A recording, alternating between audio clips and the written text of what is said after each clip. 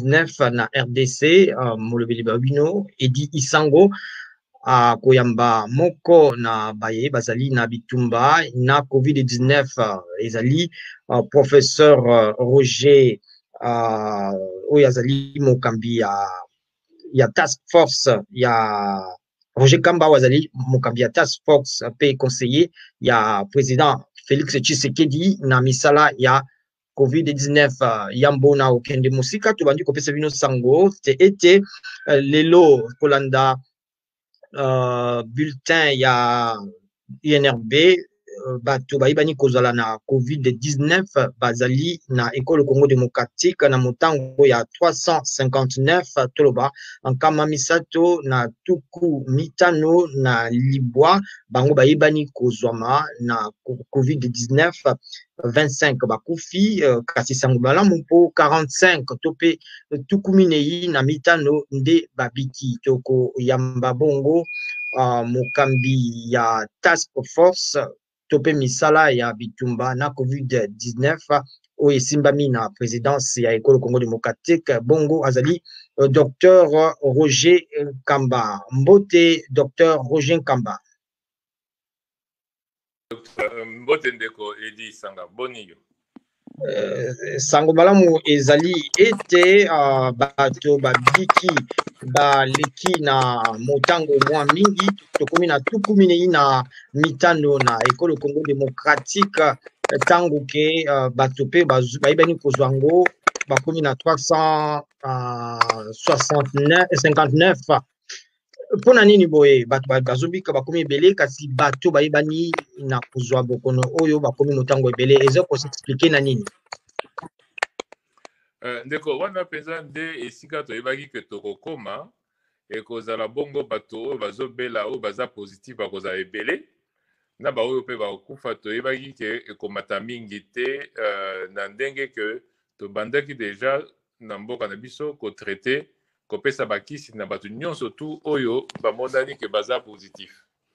yango tozomona ke bato oyo bazokoma bazozwa bokono wana bazomata na nombre na bango ezomata wana eza normal na ndenge ke toza sikoyo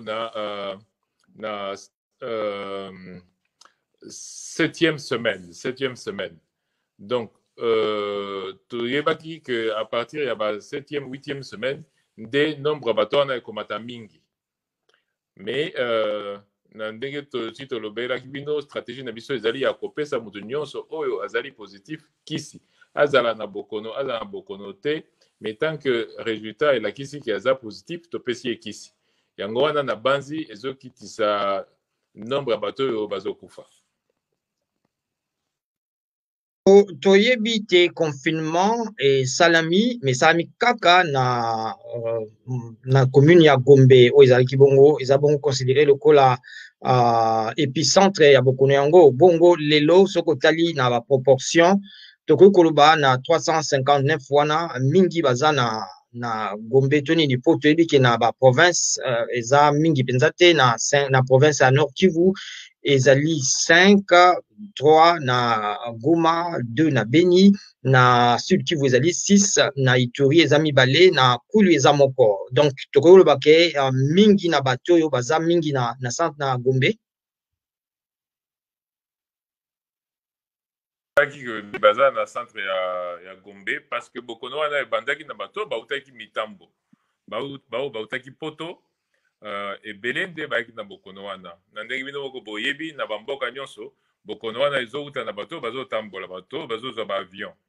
yango wana mpe epa na biso ekomaki ndenge wana lokola bato wana babandeleki na Gombe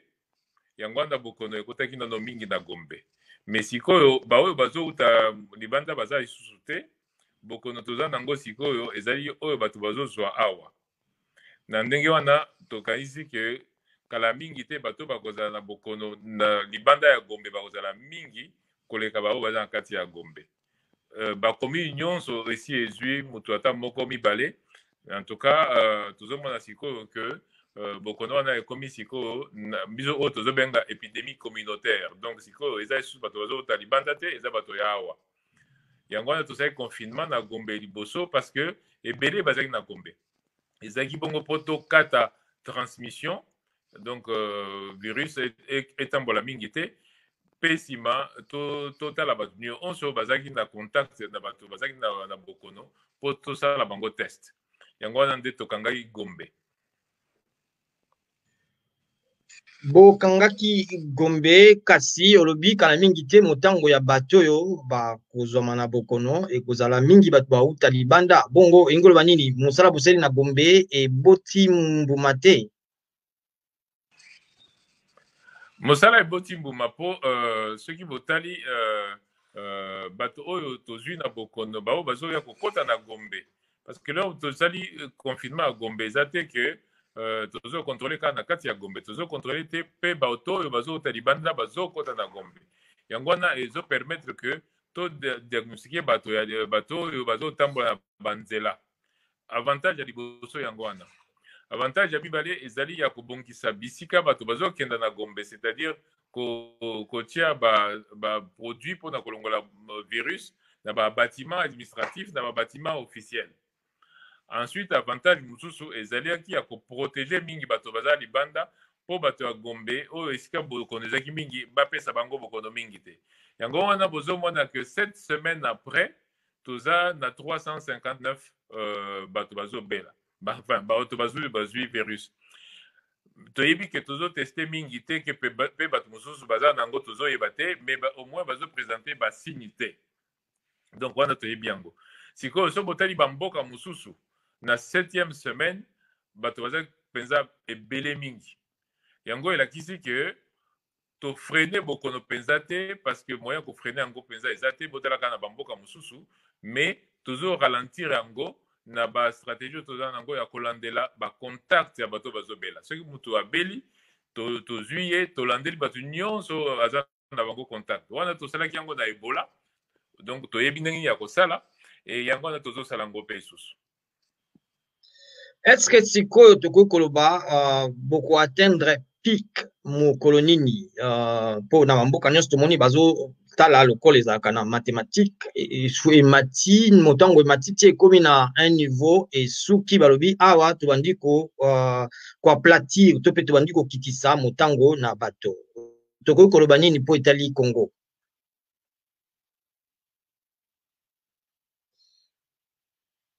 katikati ya sanza ya mitano na katikati ya mai yango wana nde tokoma na pic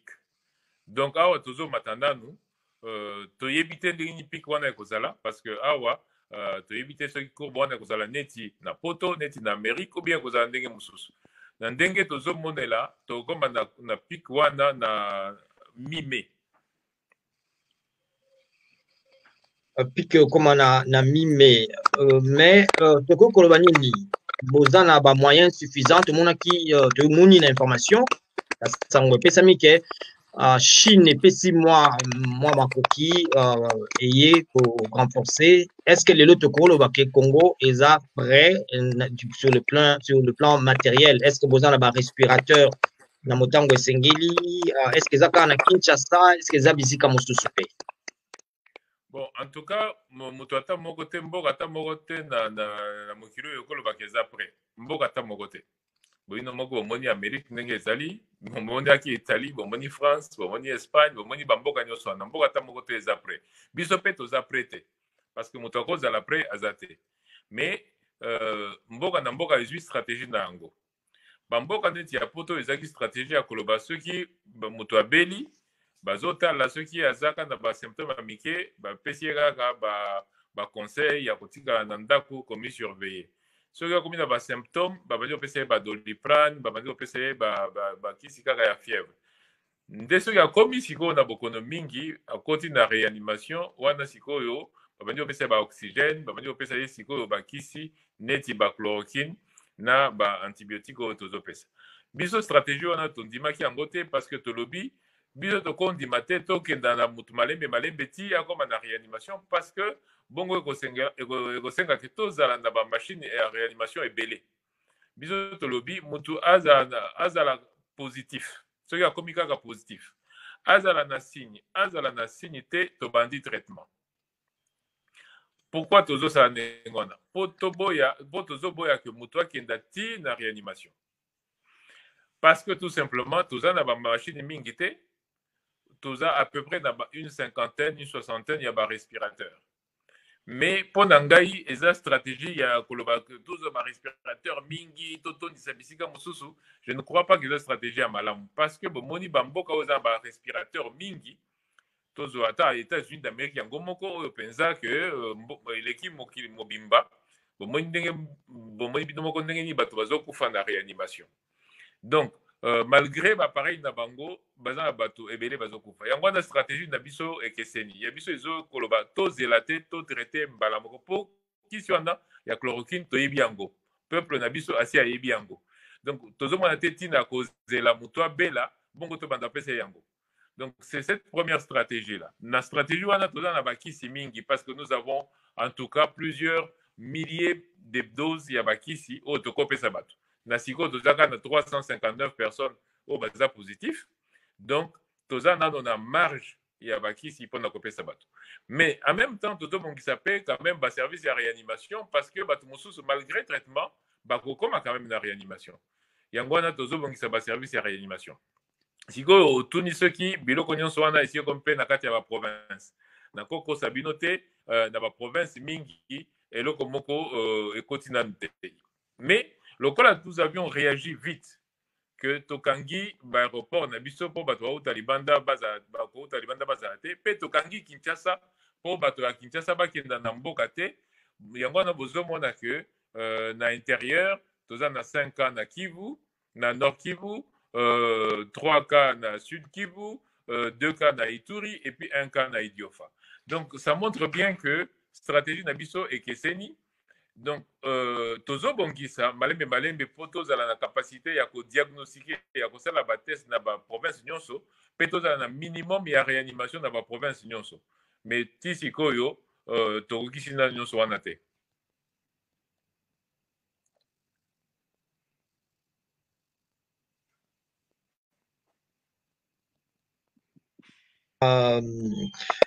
Na stratégie na bino bato botie na confinement par exemple na Kinshasa mingi baza na Kinshasa baza ko se plaindre ba image ezotambola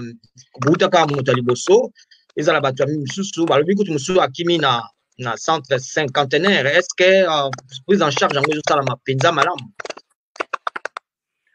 Honnêtement ebandaki mwa kokoso liboso ebandaki na mwa kokoso parce que bino nyonso bomoni ke na mokili mobimba oyo bokono wana esurprendre bato nyonso. Bomoni premier ministre Angleterre mokolo moko alobi tokokanga te eleki même pas poso moko otokanga, donc biso nyonso tozali quand même surpris. Avec la surprise là tobongisaki bisika akozwa ba prise en charge malamu te na ebandeli. Okuta hôpital moko eza na oxygène mais eza na machine te, mosusu eza na machine eza na oxygène te, et donc c'était un peu difficile au départ. Mais na moya lelo na ndenge tozoloba boye na cinquantenaire par exemple bato il faut bayeba cinquantenaire wana eza hôpital ya public, eza hôpital public. Mais malheureusement pendant des années ezalaki bien géré te parce que ezalaki babitumba baoyo na baoyo au point que na ebandeli on n'a pas utilisé ça. Cependant soki botali hôpital wana nde hôpital eleki bahôpitaux nyonso na Kinshasa awa parce que eza na biloko nyonso. Nde hôpital esika ya hôpital oyo bato bakolia 3 fois par jour eza na cinquantenaire. Esika bato bakozala na bachambre ya kitoko eza na cinquantenaire. Esika okozwa biloko nyonso ya réanimation, c'est-à-dire respirateur, cinquantenaire yango moko eza na 25 respirateurs et puis 20 mosusu ezokoma, donc yango moko eza 45 respirateurs. Donc ça montre bien que eza na scanner, eza makambo nyonso. Mais évidemment au départ entente ezalaki bien te entre stratégie ya riposte na hôpital yango moko mpo emibongisa yango wana ebandeli ezalaki mwa kokoso. Mais je peux vous assurer aujourd'hui que na cinquantenaire nous avons réussi à réunir ba conditions pour que bato bazala la prise en charge de manière très correcte.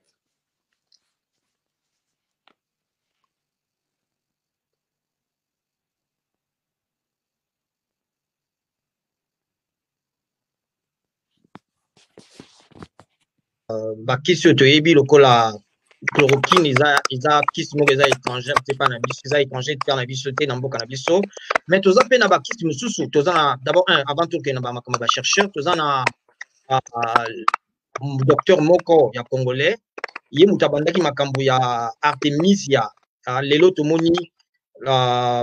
Madagascar président na bango aweleli koloba makambo etali artemisia ntango ke ezalaki na congolais moko abandaki makambo ya étude ya artemisia ya plante wana asali nango kisi asali nango publicité kasi lelo Congo ezongi nsima est-ce que bosala nini mpo borécupérer bon en fait bakisi nyonso est-ce que eza prouvé d'abord ke ekoki kobikisa mpenza bokono yango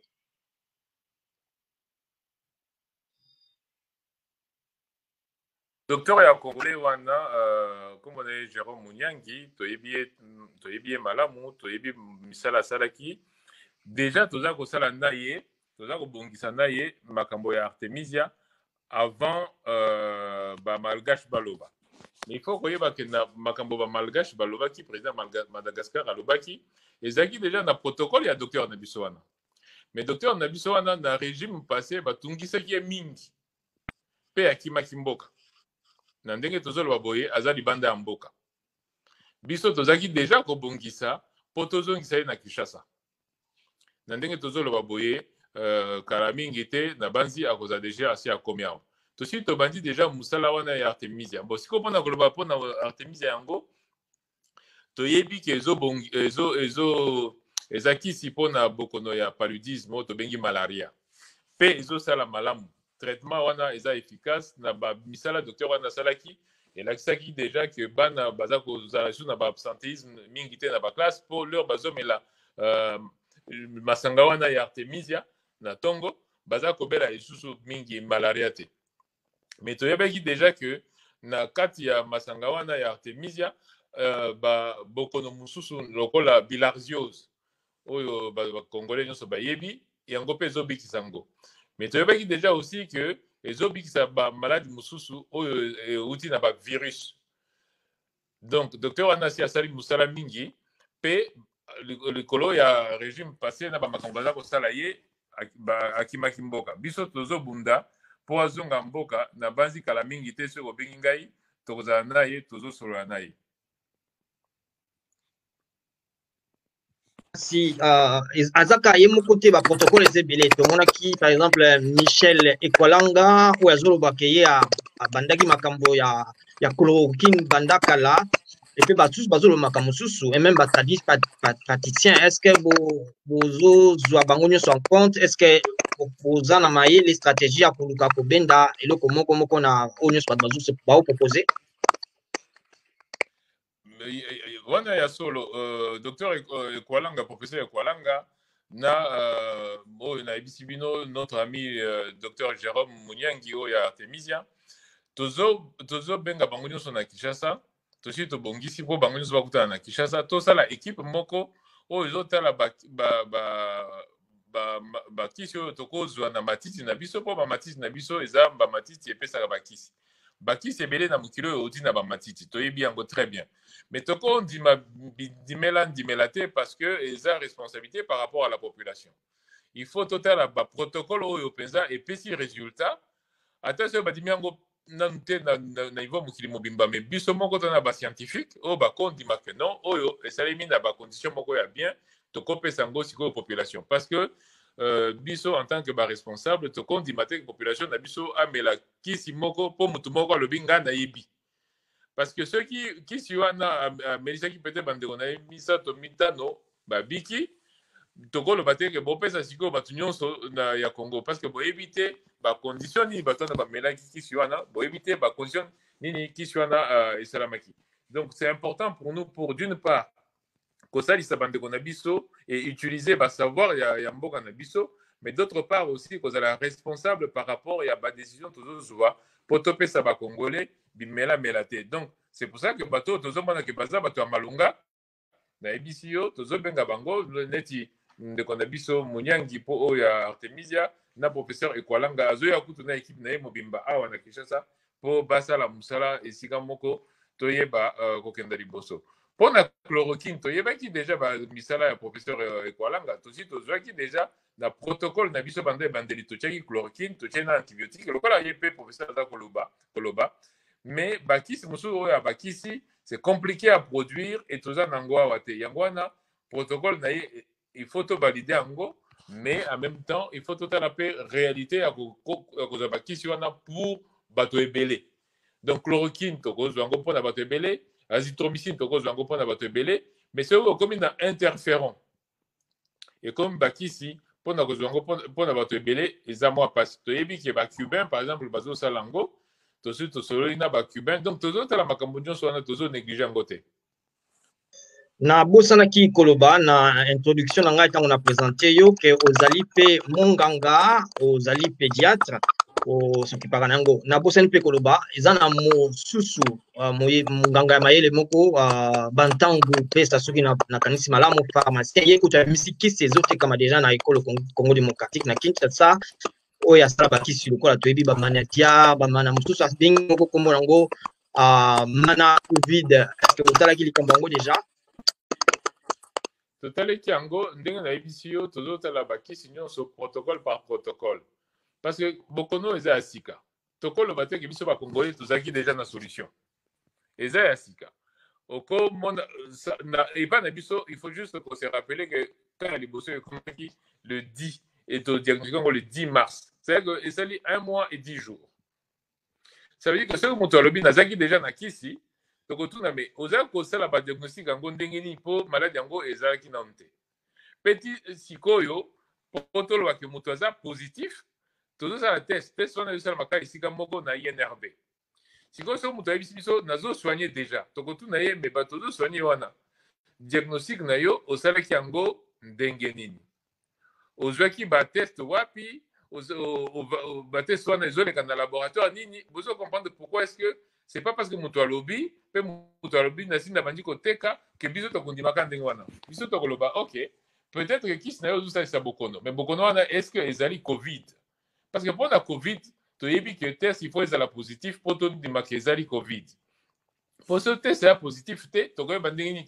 keza covid ekozala grippe mosusu ekozala pe grippe te mais malade mosusu c'est pour ça que tolobi ke bato tozotia bascientifique nyonso esika moko mpo tovalide protocole par protocole botala ata bino moko ata chloroquine yango botala na poto ndenge ezobimisa mindondo alors que eza kisi ya kala mpenza des dizaines et des dizaines d'années mais ezobimisa mindondo bongo sikoyo kaka bakisi oyo bayebi biso en 2 semaines tosi tozwi kisi tobandi oteka ezosalisa en tout cas mpona biso autant je dis que il faut tokenda kosalisa bandeko na biso nyonso baza na bapossibilité ya kopesa biso basolution autant na lui que il faut tozala responsable par rapport à peuple na biso mais honnêtement tozotala basolution nyonso bato bazopropose mais tozotala yango avec responsabilité susu ezali na Congo nalobaki boza na problème professeur docteur boza na problème na Congo parce que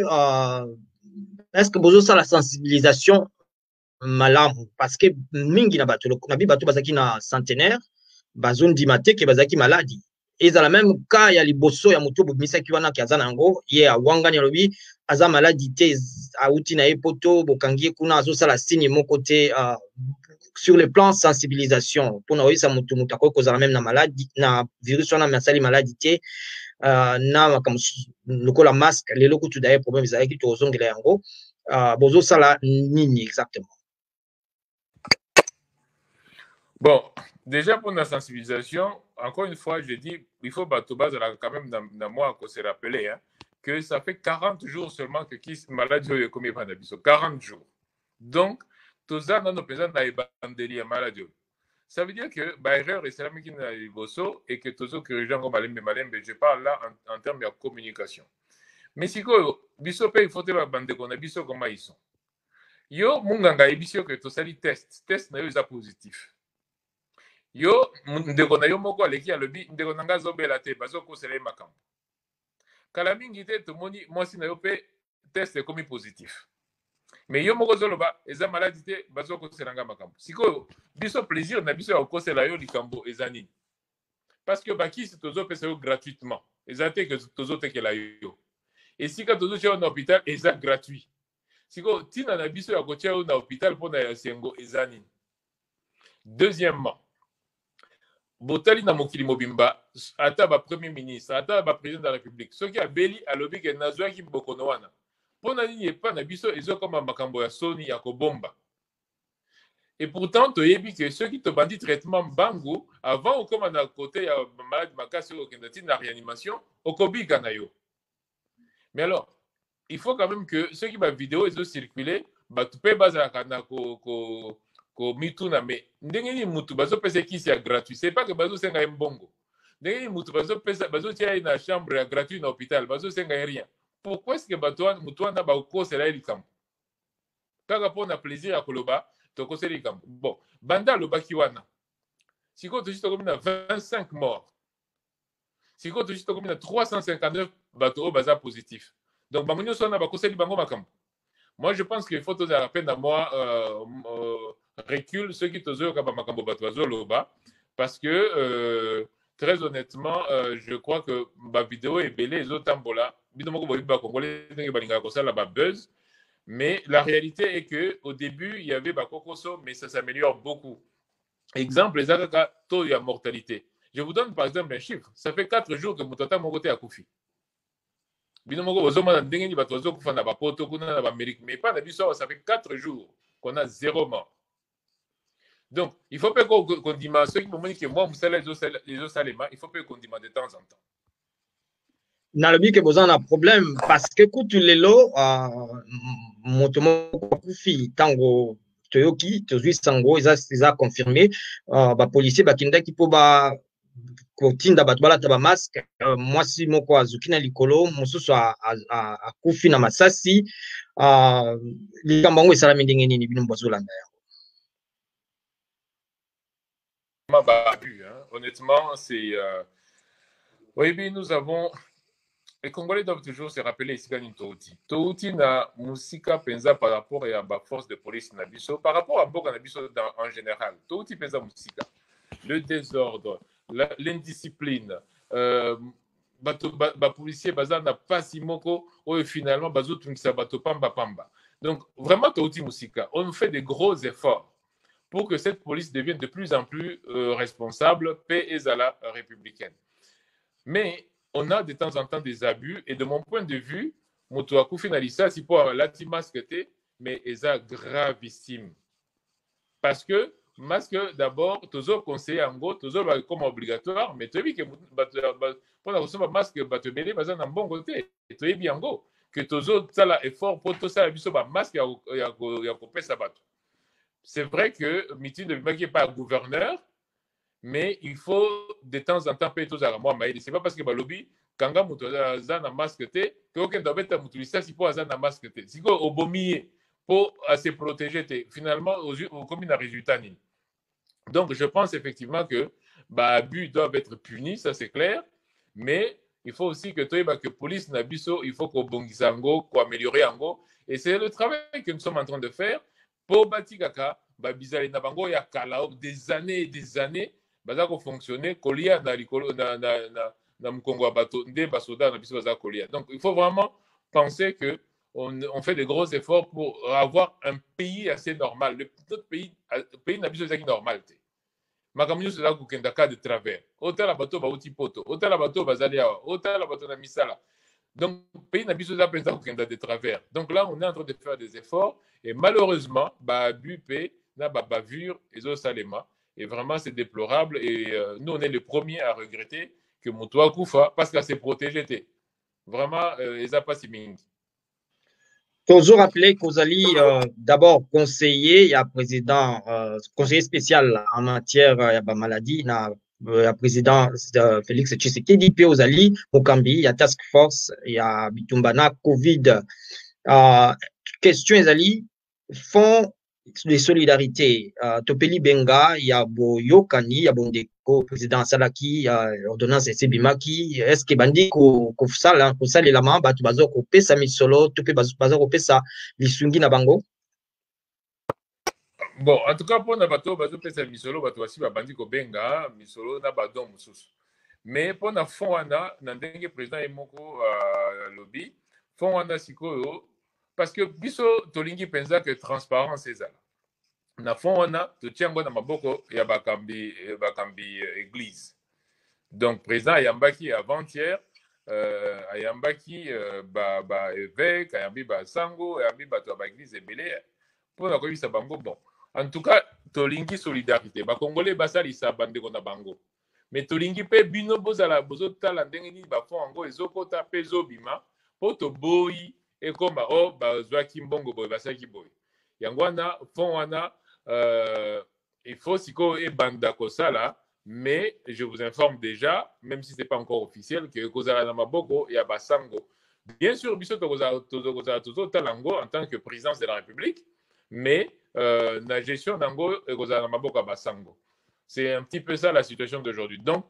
très rapidement, tu comprends ça va être modalité, il y a Kotinda, Badon, Bakotinda, Nabafonwana.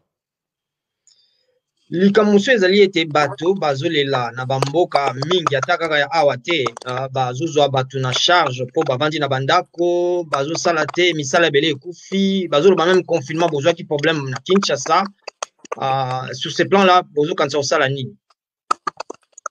Bon, boyokaki makambo ya confinement oyo banonsaki liboso ke Kinshasa mobimba ekozala confiné lokola ezaki décision moko bazwi na lombango biso bengisaki gouverneur, pas le premier ministre, non. On ne confine pas comme ça. Déjà, vous voyez que Bamboka Moussou est confiné Koutoute. Biso Tolobi, non. Pour confiner, il faut la condition sociale et à la réunie. Parce que c'est que Bobongisi côté Moko, Bobebisi côté Moussous. Namboka Nabiso, Kolia Malam ezate. 42% à bas dans la biso, basé dans la malnutrition. Toko le bate to télémika boy au confinement muto bi mai susté muto tambola susté to yebi que 80% en boka na biso bato dans économie informelle, c'est-à-dire muto zo bi tous les jours akenda ko débrouiller pour na kolia siko so bo télémi bombi au confinement total, ça veut dire que 42% abandon na besoin de malnutrition pour compenser bango biloko ndengeni. Deuxièmement, bato ba maka tous les jours bakenda lo kabilo ko kolia ba ko sa ndengeni. Troisièmement, ba conséquence c'est-à-dire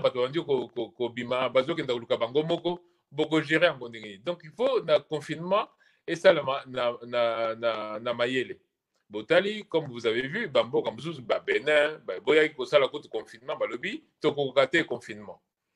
et puis deuxièmement vous boneta bambo ka poto mususu ceux qui ba Suède ceux qui ba nini et boya ki confinement et puis bon moi batongo moko ya poto basali ba confinement bazoye ba tendengini ya ko na confinement wana parce que éviter et puis bâtir mbongo et belé penza pendant ça confinement. Donc pour tout ça pendant le biso pour tout ça confinement tu as deux mesures. Mesure à liboso, est-ce que confinement est nécessaire bisika nyonso? Biso to le non. To bandana no isika awa isika wapi ba maladie ça qui est belé, c'est-à-dire na Gombe. Et c'était plus facile à encadrer Gombe parce que accès nango facile ils ont un certain niveau, il y a la réserve et tout ça, donc ça permettait il y a qu'on résoudre le problème de la maladie au Bandaki Kuna na Gombe. Maintenant,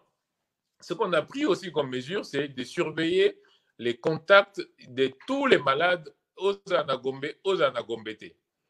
Mais ce qu'on prépare d'autres et au Batobaïbi Penzamingité, c'est que pour Nabiso, il faut d'abord la protection sociale, c'est-à-dire Kobongisa biloko akolia bonaki président de la République atindaki ba camion ba soda et que kozwa ba biloko na province kuna côté ya Bandundu na côté ya Congo ezo memawa poto kitisa déjà batal po bato mususu ba ko profiter na sima makambo po ba banda masisa batal yango na président lobaki bokenda zo ba biloko nyonso bo memawa comme ça batal le matate biloko e matata loté et puis eux moko ceux qui pensent confinement est comme nécessaire il faudra ko kababilo ko kolia. Donc, tout ça, parce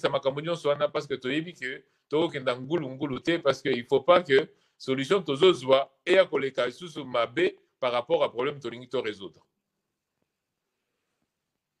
Voilà, pour la poursuite qui s'apprend sous Kaisa, les Cambotali, vaccination, to yebi ke vaccination ezana noté, mais et que na bambo kamisusu ba essai ya vaccin ezali mais to ba congolais belé ba betama ki mwa libaku tango docteur Mouyembe a lobaki ke Congo RDC école Congo démocratique et pour namaki pour na kobanda kopesa mangwele ezala ikola liboso te mais pour na kobanda kopesa ba vaccin candidat vaccin wana na entre juillet na sanzo ekolanda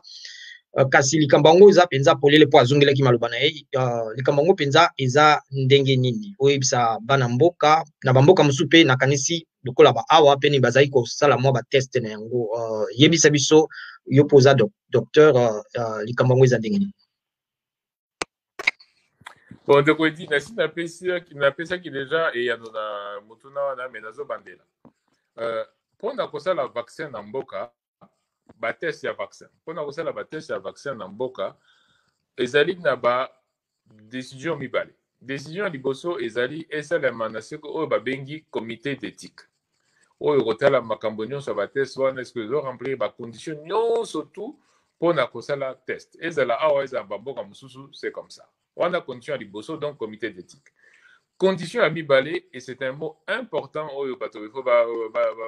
batika yango na mutu, ezali volontariat. Mutu bako sala test te sans que andima. Bako pona yo te, on ndeko edi yaka to sala yo test. Non, bako pona te. Donc première condition, ezali comité d'éthique ezala pona koloba makambo nyonso etali vaccin, ba condition nyonso surtout ezali réuni. Comité d'éthique on a eza comité d'éthique ya mboka na bino, eza ya mboka libanda te. Deuxièmement, bateau, il faut bazala très bien informé et puis bazala volontaire. Tant que ba condition on a exaté vaccin et salema, test vaccin et salema te. Siko est-ce que vaccin est lo comme malade ou bien lo comme abe? Wana eza question mususu. Ba malade belé na mokilo yo et si là na ba vaccin. Boyebi que ba tuberculose, bien son abonnement na tozo za mangwele eza ikolo à tuberculose. Et grâce à ma vaccin, ma maladie belé et silaki. Mais pona oyo, et le kopesa ki bato kanda ezali maladie utili banda. Kuna bato bazo kufa. Kuna bato ba beli koleka biso. Pona nindi boya ko bandela ba vaccin et pas na biso. Et puis bato bazaki na raison. Pona nindi boya ko banda ba test et pas na biso. Bato bazaki na raison. Yango na biso to lobi boy. Vaccin et ko salema ceux qui bato ya libanda bango moko bazui na no vaccin wana bandi na kozwa yango bango moko tomoni ba résultat nango mais ko bandele pa na biso eza na tina moko te parce que maladie on n'a pas euti pas na biso te. Et puis deuxièmement ceux qui malades ici d'ici 2 mois 3 mois tina ya vaccin et kozala nini donc biso toko se précipiter to na ba makambo moko oyo toyebi penza tina te et benga ma vaccin et benga ma eloko musu toyebi te point tozui chloroquine. Pour chloroquine, tu es bien go bandakala. Et ça que tu inventé. Alors tu yoki que chloroquine les autres ça va résultat. Mais tu es baki yango na azithromycine ou les antibiotiques ya kala. Yango na tolobi o yo to ebi yango o yo to ebi ba effet nango yango na tozu yango. Pour un vaccin ta moko te si ebimi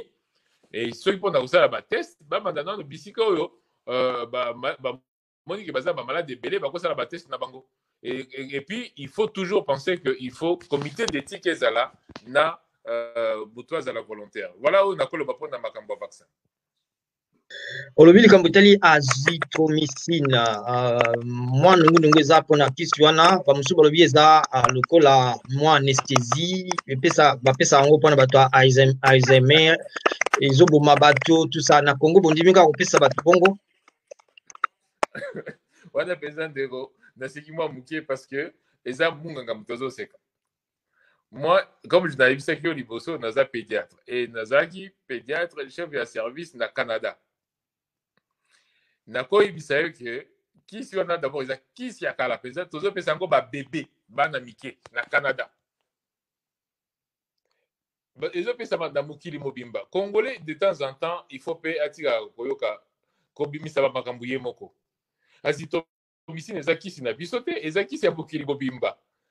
Une infection pulmonaire. Et je vous dis que moi, en tant que pédiatre, n'appelle ça qui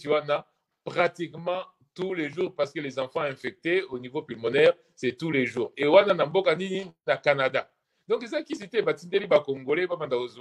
Bizuela. Donc, honnêtement, tout ça rappelle moi fort pour nous ça information il y a bien. pe bato batika kobimisa ba makambo neti complot penza eza contre biso biso pe toza mwa mayele toza biso nyonso bazoba te quand même bakoya te kopesa biso bakisi mpo biso bazoba tondimi kaka nayebisi bino ke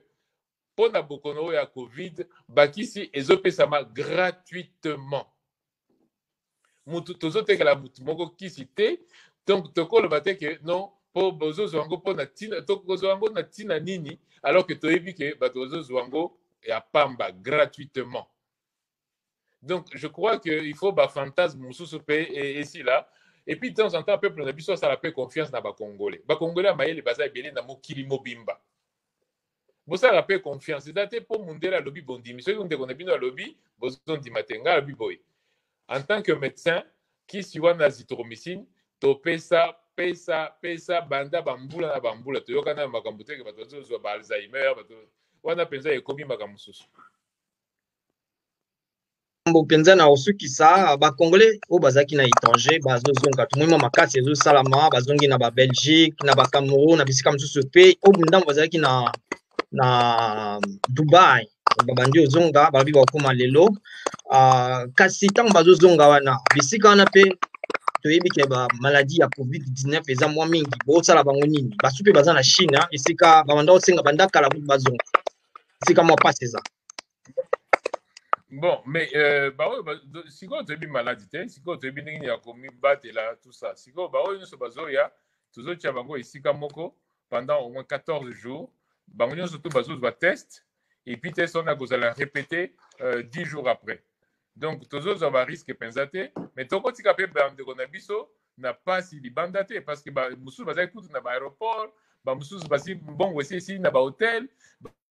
Donc baza na pasi penza bino moko boyibi yango donc bamboka na bamboka nyonso bazwaki bandeko na bango biso mpe tokotika bandeko na biso te autant toyebi ke maladi ezali il faut tomibatela autant toyebi mpe ke mboka na biso il faut elakisa mpe ke tokotika bandeko na biso na ntango ya pasi te c'est pas parce que pasi ezali ke tobanda kotika bandeko na biso non il faut nde tozwa basolution mpona kobatela bao bazobela te. Voilà, tokomi na suka programme na biso totondi bino botondi po bolandaki biso toyambaki lelo na émission na biso Dr Roger Mukamba oyo azali d'abord conseiller spécial ya président Félix Tshisekedi po etali ba maladie puis azali mokambi to pe coordonnateur ya task force na covid-19 na kanisi tosali tour ya ba question nyonso pe bozwi biyano na ndenge espengeli topesi matondo na Dr Roger Kamba pona tango pesi biso. Merci beaucoup. Merci na bino balande na biso tokutani mbala asima matondo biki. Bye bye. Okay.